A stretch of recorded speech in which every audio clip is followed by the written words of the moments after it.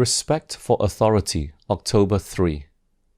Honor all men, love the brotherhood, fear God, honor the king. Servants, be subject to your masters with all fear, not only to the good and gentle, but also to the forward. 1 Peter chapter 2, 17 and 18. The apostle plainly outlined the attitude that believers should sustain toward the civil authorities. Submit yourselves to every ordinance of man for the Lord's sake, whether it be to the king as supreme, or unto governors, as unto them that are sent by him for the punishment of evildoers, and for the praise of them that do well.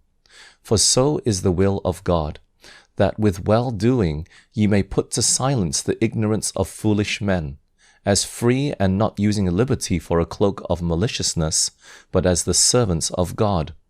Honor all men, love the brotherhood, fear God, honor the king.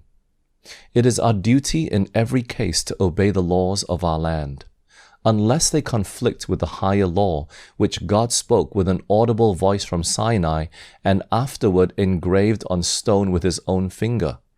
The 10 precepts of Jehovah are the foundation of all righteous and good laws. Those who love God's commandments will conform to every good law of the land.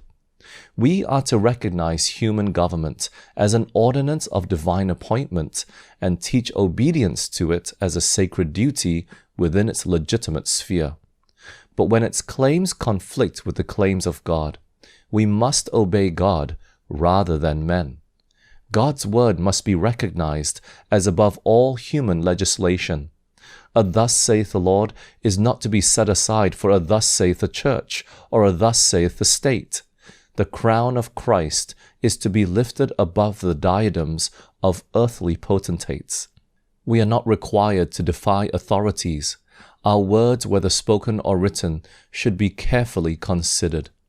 Teach the people to conform in all things to the laws of their state when they can do so without conflicting with the law of God.